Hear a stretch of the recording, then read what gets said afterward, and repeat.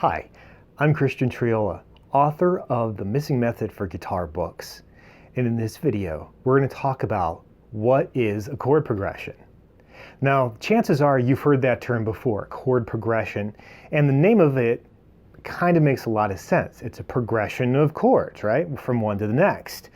But it's more than just that. A chord progression is how chords relate to each other in a series. And usually those chords are put in a series to have some effect. And most of the time it gives you a sense of forward motion. So it doesn't feel like the song is just sitting there, just doing the same thing over and over again. If you do that, there has to be a good reason for it. And a lot of times people get tired of just hearing that same thing over and over again. So chord progression allows you to move through the music in a logical fashion that's going to sound good and reflect what's going on in the melody. So typically we think of chord progressions as being a part of what's called functional harmony. And functional harmony simply means that each chord in a progression has a function within the key that you're working with. So I'm going to explain what I mean here. So first of all, we need to take a look at a major scale as an example. So we're going to use C major as our example here today. So we have C, D, and of course it goes through the alphabet, E, F, G, A, B, and then of course up to the next C, which is the next octave. Now what we're going to do is harmonize each one of the notes in the major scale. So when you do that, we have C major, D minor, E minor, F major, G major, A minor, and then finally B diminished. So those 7 chords are all diatonic, meaning that these 7 chords make up the C major scale sound. So anything that's not found here in these 7 chords is outside the key or chromatic.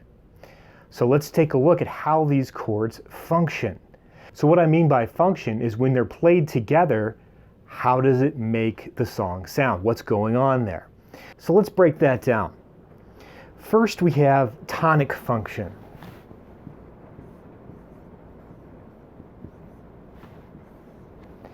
And so within a key, you'll have 3 chords that are tonic function chords.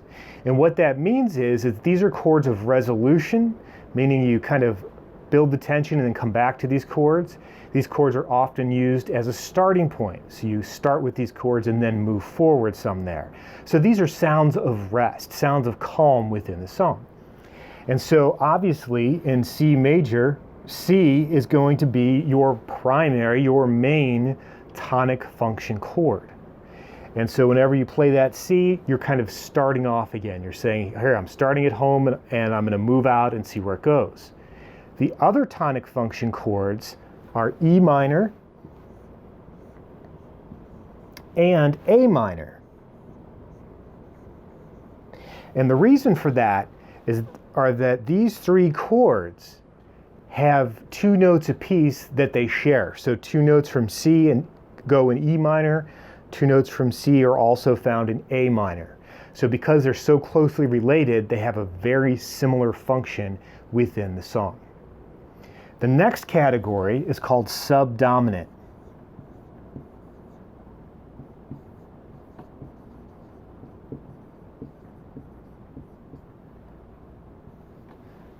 And so the subdominant is simply a chord of motion, meaning we're no longer just resting there like we are in the tonic. We're moving somewhere.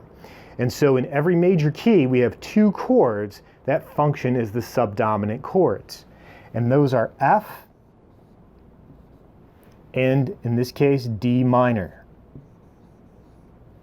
Both chords are subdominant because of how they sound in relation to the other chords. And I'll give you an example of that in just a minute here. The last category we have is dominant. So I'm just going to abbreviate it there so you can see. And so what we have left, of course, we've already used C as a tonic, D minor is a subdominant, E minor is a tonic, F is a subdominant, So we have G is the dominant, A minor, of course, is a tonic chord, and B diminished is a dominant chord as well. So the dominant chords mean those are the chords of the most tension. When you hear those, you want it to go somewhere else. You need to hear it move away from that because of that tension. And again, these two chords are very similar. In fact, when you're playing them on guitar, most of the time the B diminished will be dropped and instead replaced with G7, because that 7 adds that extra bit of tension to it that gives it almost a diminished sound. In fact, if you play a G7 and drop off the note G, it's B diminished. It's the same thing. So what can you do with that? Well, what you can do is come up with different ways of playing these chords that sound good and create a chord progression. So let's go back to C. We're going to use that as our starting chord. We're going to go to a subdominant chord, F, go to a dominant chord, G7, and then back to C. So what I'm going to do is strum each one of those 4 times so you can hear those chords function. So here's our C chord, F, you can hear it's moving somewhere, G7, chord of tension, back to C. Now listen to what happens if I don't go back to C.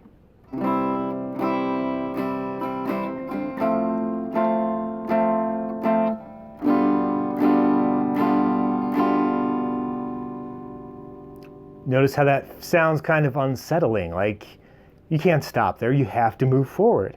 And that's the function of those dominant 7th chords, or those dominant chords, is it doesn't sound settled. Now some people will use that as an effect at the end of a song to end on a chord that kind of leaves you up in the air, makes you want to hear what's coming next, and it never happens. So it leaves you unsettled. It's done on purpose sometimes. Most of the time though, you're going to go back to one of the tonic chords. In fact, we could put any of the tonic chords there at the end and it would kind of sound cool. So let's get rid of C, and next we're going to go to A minor instead. So I'll write that down here. G7 to A minor at the end, and you'll be able to hear that it still sounds like you've come to rest or you've resolved that G7. So here we go, starting with C again.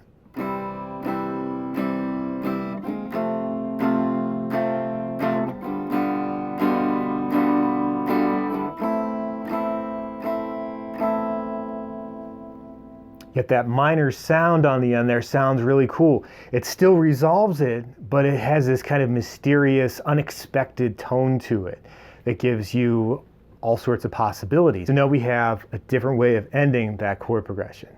Okay, so of course you can mix up these chords any way you'd like. You could have F following D minor. Then we go to C, G.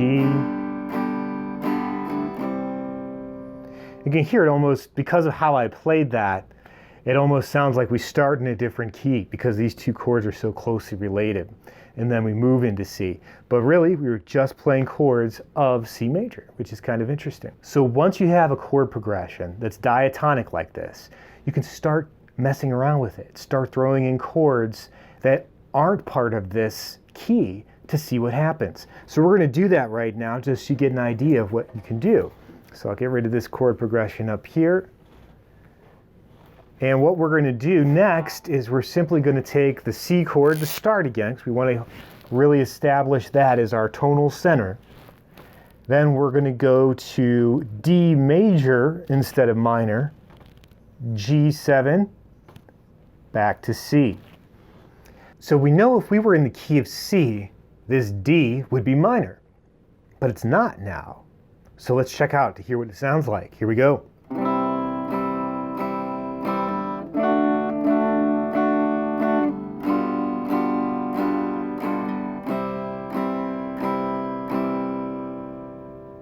So you can hear it doesn't sound like it's in the key when you really listen to that. C, D, And you're like, wow, that it really has a fresh sound to it because of that, because we're so used to hearing it in the same key. Now, there's a name for that. This is called a secondary dominant. And all that means is this is functioning as a dominant chord, but in the key of G. So we're going from 5, the 5th chord of G, to the 1st chord of G. So if we looked at what the chords were in the key of G, you would discover that D is the 5th chord. So G, A, B, C, D. So there it is, going to a G. So it gives us that idea, or that sound, that maybe we're changing keys, but then it doesn't, because this is the 5th chord of C. So it kind of takes you out of the key for a second and then brings you right back to it. So that's that secondary dominant. So that's an important idea to kind of get a hold of. And so there are secondary dominants throughout this that we could take a look at. But I'm going to put out a video on secondary dominants in the future. So let's not get too involved with that now. But that's another way that you can create a chord progression. Another thing we can do is borrow harmonies from minor. So that makes it interesting as well. So in C minor, the notes that we would have would be C, D, E flat, F, G, A flat, and B flat. So those are just the notes. I haven't harmonized those or created chords from that. But it would, you'd have a C minor, obviously. You'd have an F minor, and you'd have a G minor, etc. And so what we can do is borrow some of those harmonies from C minor and throw them into C major to add some interest. So let's take a look at that. We're going to try that out right now. So we're going to get rid of the chord progression we had up here. We're again going to start with C. So C major. Now we could play a C minor chord, but we know that that's going to establish the sound as C minor instead of C major, which is what we want. Yeah, but what we could do is throw in E flat. Now that is interesting, because now that would be E flat major coming from a C major. So it's going to sound like it's really going out there. It's going to be a little bit unexpected. And then from there, we could go anywhere we want. We could borrow another harmony. Let's say we got F minor here. Maybe we should throw in an F minor. And then from F minor, maybe we could change modes and go back to F. Then we could go to a dominant, so we'll go to G, and then end on C again there, just to keep it simple.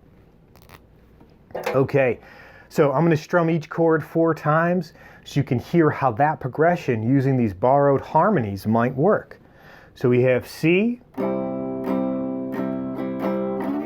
E flat, F minor, F major, G, back to C. And so it gives you more opportunities, more things to consider when creating a chord progression. Now, these aren't all the possibilities. These are just the most common ones. We have using the functions, tonic, subdominant, and dominant. You can use secondary dominants, or you can use borrowed harmonies. And those are the 3 most common things that you can do to create a chord progression.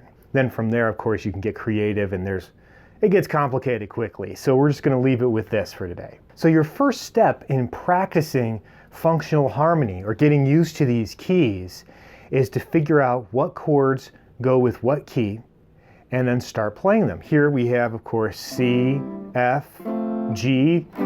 It's our 3 major chords. And then the minor, A minor, D minor, E minor, and then the B diminished, or G7. And we know that all those are going to sound good in the key of C. So what you want to do is figure out, okay, let's take it to the key of G. What chords are going to sound good together? The key of D, etc. And just kind of go through all those different possibilities. Now, one place that you can practice this functional harmony approach to practicing guitar is through the book Guitar Chord Master.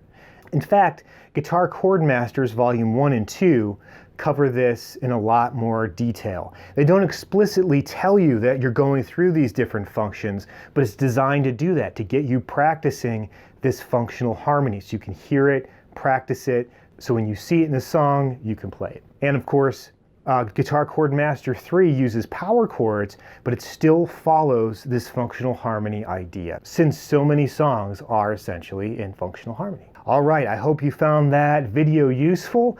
If you found anything confusing, make sure you leave a question or a comment in the comment section below.